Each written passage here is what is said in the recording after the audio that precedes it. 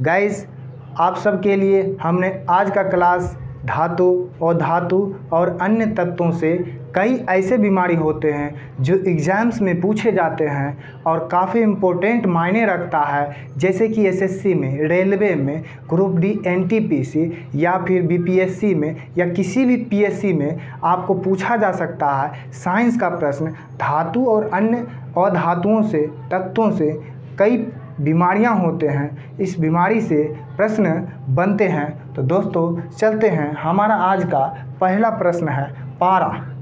पहला प्रश्न है पारा।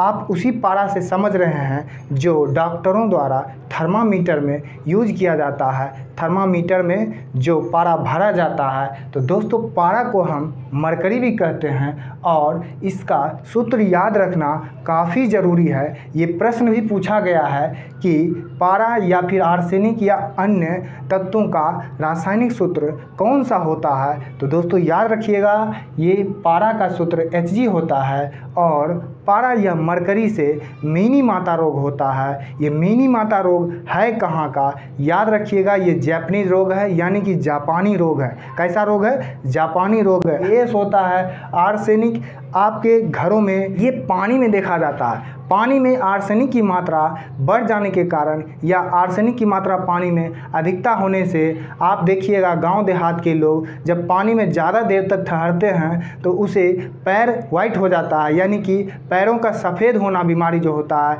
या फिर कह सकते हैं वाइट फुट या फिर ब्लैक फुट भी होता है इससे। और इस बीमारी को हम पार्किंस बीमारी कहते हैं। कौन सा बीमारी कहते हैं? पार्किंस रोग भी कहते हैं इसे। ठीक है दोस्तों, अगला पॉइंट है लोहा। लोहा को हम केमिस्ट्री की भाषा में आयरन कहते हैं, सूत्र Fe होता है। लोहे की या आयरन की कमी से कौन सा रोग होता है? याद रखिएगा दोस्तों, एनीमिया होता है। कौन सा? एनीमिया रोग। या एनीमिया रोग को हम रक्त अल्पता या रक्त क्षीणता भी कहते हैं। आरबीसी की कमी हो जाना ही एनीमिया रोग है। आरबीसी बोले तो डॉक्टर की भाषा में आरबीसी की कमी और हमारे भाषा में क्या होता है? खून की कमी। तो दोस्तों याद रखिए, अगर आरबीसी की कमी हुआ अर्थात आपके शरीर में आयरन की कमी हो गया है। अगर शरीर में आयरन की मात्रा बढ़ जाए तो याद रखिएगा दोस्तों, आपका ताकत स्ट्रांगनेस बढ़ जाता है, हड्डियों में मजबूती बढ़ जाता है।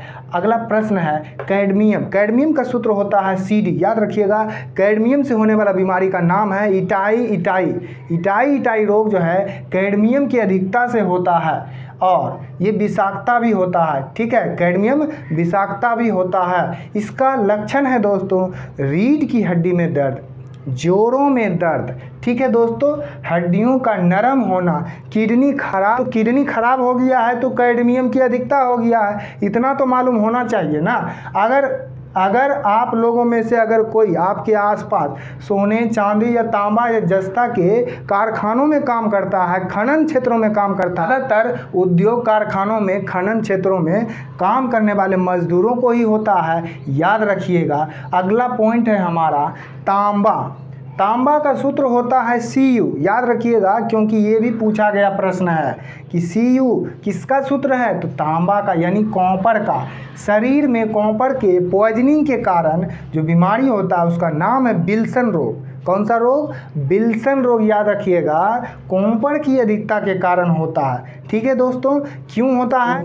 दुर्लभ म्यूटेशन के कारण होता है। पेरेंट्स में विकृति XX XY के संतानों में स्थानांतरण के कारण विल्सन रोग होता है। याद रखिएगा दोस्तों। अगला पॉइंट है नाइट्रेट।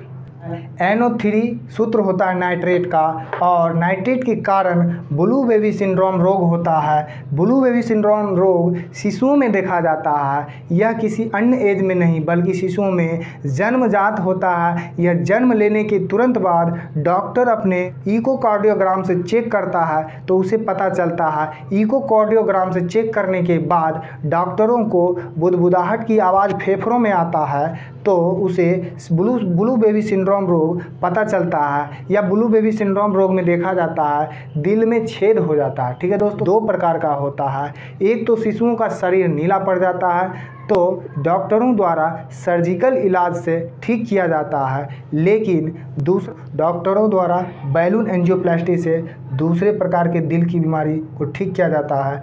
अगला प्रश्न है फ्लोराइड की अधिकता के कारण, फ्लोरोसिस के कारण ये दंत रोग होता है। आप लोगों के आसपास कई ऐसे लोग होंगे जो प्रदूषित जल का शिकार हो जाते हैं। तो दोस्तों, प्रदूषित जल के कारण हैजा रोग होता है और टाइफाइड रोग होता है। को ही हम म्यादी बुखार कहते हैं या आंत ज्वर कहा जाता है। क्वेश्चन इस तरह से भी पूछा जाता है, क्या आंत ज्वर या म्यादी बुखार जो है किस अंग को प्रभावित करता है? तो आंत को प्रभावित करता है, याद रखिएगा। अगला प्रश्न है, आप लोग देखते होंगे आपके आसपास में या फिर किसी भी जगह ज़्यादातर गठिया रोग होता है बूढ़े लोगों में। बूढ़े लोग या एज लोगों में गठिया रोग हो जाता है ना दोस्तों। तो कहता है क्या, अरे बाप रे बाप, बैठल नहीं जाए छो हो बाप, बैठल नहीं जाए छो। अगर मान लीजिए वो बैठ गया तो कहेगा, अरे बाबू हो बाबू, अब उठल नहीं जाए छो, उठे छियो तो बड़ा दर्द करे छो ठेहुना। जानते दोस्तों ये क्यों होता है गठिया रोग? गठिया रोग जो है खून में यूरिक एसिड की मात्रा बढ़ जाने के कारण होता है। खून में यूरिक एसिड मात्रा कैसे बढ़ता है? तो किडनी का सांद्रण कमज़ोर हो जाता है और खून में यूरिक। चैनल को अभी तक सब्सक्राइब नहीं किया है तो प्लीज़ सब्सक्राइब कर लें, लाइक करें और शेयर करें ताकि आप तक हमारा वीडियो सबसे पहले पहुँचे।